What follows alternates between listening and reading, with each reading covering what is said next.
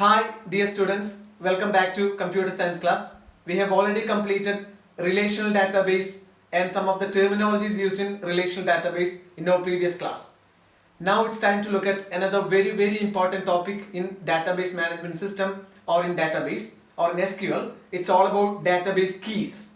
Just before heading to the topic in detail, I'd like to give you why or what makes relational or base keys important, because a well understanding or a good knowledge or thorough knowledge in database keys or simply keys will definitely help you out in becoming a good programmer or a skilled database developer or a programmer. Because in the implementation level, at the time of implementing what database or at the time of what doing database programming, a thorough understanding of database keys or keys will definitely help you in doing a better programming, right? So at that, database keys definitely help you to add constraints, which enhances you in giving integrity, accuracy of data and validity of data. So it is very important. Okay, so now we can move on to the topic. It's all about database keys. Actually, what is a key? You know what database is, right? So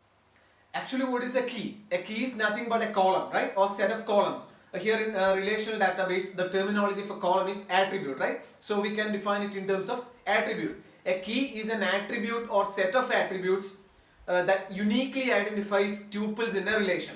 We know a relation is a table, consists of rows and columns, right? Columns and rows. So we'll have number of rows and number of columns, and data is stored in the form of records or tuples or rows. So we have to identify rows. We are identifying rows to get details of a particular student or employee or any kind of entity type, right? So key is simply an attribute or set of attributes, and the main purpose is to identify tuples in a relation. You know why we are identifying tuples? Just because data is stored in the form of tuples or tuples or rows or records. Okay, so that is what a key is. So actually we are discussing, we have keys like primary key, candidate key, alternate key and foreign key. Okay, we are discussing all these keys in detail. Okay, so let's start with what database key. It's a very important topic or very important concept in database, part of database. It's an attribute or set of attributes on the basis of which data is identified or the table is identified, right? Then it establishes and identifies a relation among two or more tables.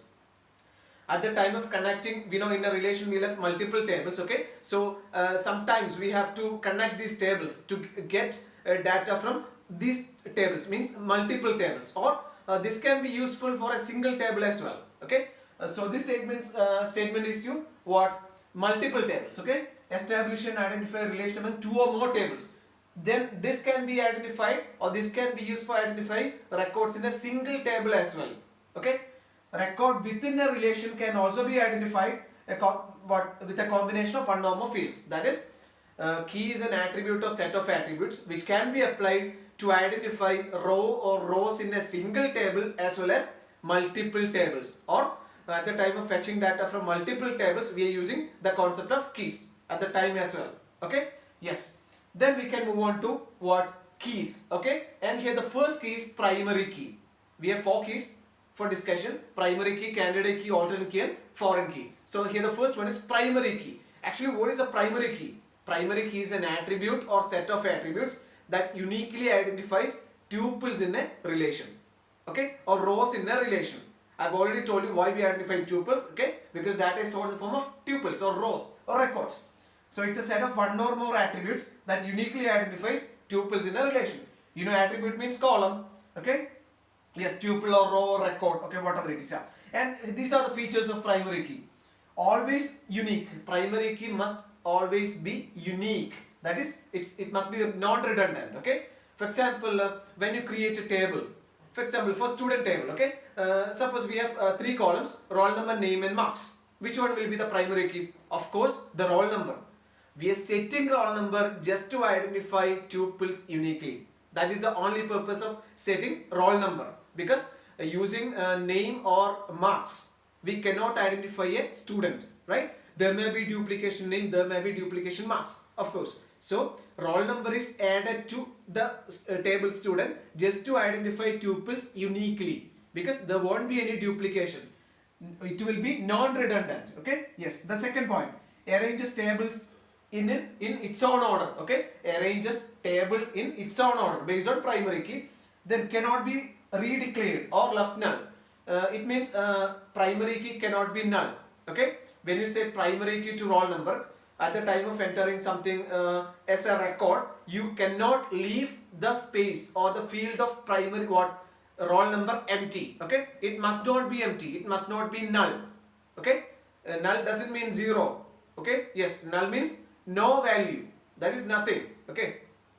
You know the definition of null. Null is a value which is unknown, unavailable, unassigned, right? Yeah, it is not neither zero nor a blank space. Okay, yes. Zero is a numeric value and blank space is of course a space. Yes. So it cannot be redeclared or it cannot be null. Okay, there must be a value in roll number and it must be duplication free, right? Non-redundant. Yes. Then only one primary key can be set to a table. There will be only one primary key for a table. Then can be a combination of one or more fields. Of course, in a table there will be only one primary key and it can be a single column or a combination of one or more columns. Okay, let's look at an example. Here we have a table relation name item with 3 columns, 3 attributes: item ID, item name and quantity. Okay, item ID, item name and quantity are the attributes. And which one is the primary key of item? Of course, item ID, because only using item ID you can identify the tuples uniquely, like 101 printer. Okay, yeah, you can see, you can note one thing, there won't be duplication item ID. Okay, item ID will be unique. That is why we use or we set item ID as a primary key. In the case of student, we have seen what roll number is a primary key, right? Yes, there won't be any duplication. So this is all about what?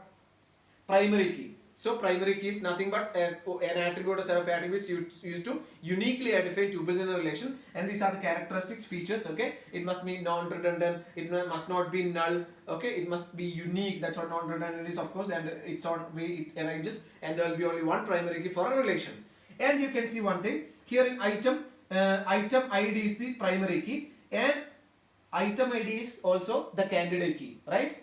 And item name is also a candidate key. Then item name is also the alternate key, and we are coming to candidate key. Okay, we have set item ID as a primary key.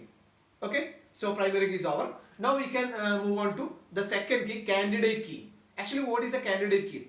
It's a candidate. Okay, it is a candidate and it is capable of becoming a primary key. Okay, yes, attributes in a relation that are candidates or participants for choosing the primary key. That's what candidate is. Okay, so candidates are capable of becoming a primary key. Here item ID can be a candidate key, or item ID is a candidate key. Of course it is a candidate key because it can be considered as a primary key. And item name can also be a candidate key. Okay, can also be a candidate key, but never, we cannot. Okay, sometimes we can take item name as what? As primary key, not item name alone. Item ID plus item name can be taken as primary key. Okay, we cannot take item name as a primary key. Of course, there may be duplication, but item ID plus item name together, item ID and item name together can be considered as the primary key. But most of the time we use single column as the primary key. Okay, it's already mentioned here, right? Yeah, it can be a combination of a number of fields. Can be a combination of a number of fields. Okay, then we are selecting primary key from candidate keys, right? So it is an attribute, what attributes in a relation that are candidates. Here we have 2 candidate keys, item ID and item name. Okay, item ID and item name. These are the candidate keys, and from these 2 candidate keys we have selected item ID as the primary key. Okay, hope you got the concept, right? Yeah. So that's what it, okay. Then candidate keys minus primary key equal to alternate key. Candidate keys minus primary key. Here these are the candidate keys, right? Item ID and item name. Candidate keys minus primary key, that is item ID, will be the alternate key. And which one will be the alternate key? Item name. Item name will be the alternate key. Okay. Then we are moving on to alternate key. Another terminology for alternate key is secondary key. Keys or columns or attributes other than primary key is called alternate key or secondary key. Primary, secondary. Primary means primary key, secondary means secondary key or alternate key. Okay, yes. Candidate key, that is not the primary key. Candidate key, that is not the primary key. Here candidate key, that is the primary key is item ID, and candidate key, that is not the primary key, is item name. So here item name is the alternate or secondary key. Okay, candidate key, that is not the primary key. Then capable of becoming primary key but not a primary key. Yeah, it is capable of becoming a primary key but it is not the primary key. That is what alternate key is. Okay, this is also capable of becoming a primary key, item name, but we have already selected item ID as a primary key, so there will be only one primary key for a relation, and item name cannot be considered for what saying primary key, so that will be the alternate or secondary key. Okay, now we have the last key, foreign key. You know the concept of foreign element, foreign item, foreign bodies, right? Not a part of its own. That is what foreign is. So the concept of foreign key is used just to fetch, just to retrieve information from multiple tables. Okay, you know, at the time of fetching or retrieving information or data from multiple tables, we have to connect these tables. So foreign key is used to connect relations or tables. Okay, there is a relationship called primary key foreign key relationship or parent-child relationship. Okay, we are coming to it. So foreign key, actually foreign key is an attribute or set of attributes. Normally it's an attribute, okay, that matches the candidate key of some other relation. Okay, let's look at the concept in detail. It's a non-key attribute. What is a non-key attribute? Actually there are two terminologies, key attribute and non-key attribute. Key attribute means part of the candidate key. Okay, part of the candidate key, and non-key attribute means not a part of the candidate key. Okay, and here which are the candidate keys? Item ID and item name are the candidate keys, and of course we can say what? QTY. QTY is non-key attribute because it's not a part of candidate key. Okay, so non-key attribute means not a part of candidate key, and key attribute means part of candidate key. Okay, so foreign key is a non-key attribute whose value derived from primary key of another table. Whose value derived from primary key of another table. Okay, let's look at the concept with the help of two tables. We have two tables, employee and department. Okay, here in employee we have three attributes, three columns: employee ID, employee name, and designation. And in department we have two attributes, designation, desig, and designation. Okay, you can see here in employee, employee ID is a primary key. We know that, right? Yes. Then we have two more, employee name and desig. Then in department, desig is the primary key, right? In department, desig is the primary key, and you can see desig is present here in employee as well. So here in employee, desig is a foreign key. Okay, so we get it. In employee, the primary key is employee ID. In employee, the foreign key is desig. In department, the primary key is desig. So the foreign key of employees, that is desig, which is the primary key of another relation, that is department. Okay, and just by knowing, MGR, DIR, ACC, MGR manager, DIR designation director, ACC accountant. Okay, so just by getting E01, you can derive a number of things, right? E01 is an employee whose name is Ankur, whose desig is MGR, and who is a manager, right? This is a simple table. So we can retrieve information from multiple tables just by connecting. The concept is very simple. The same attribute is repeated in multiple tables. That's it. Okay, the same column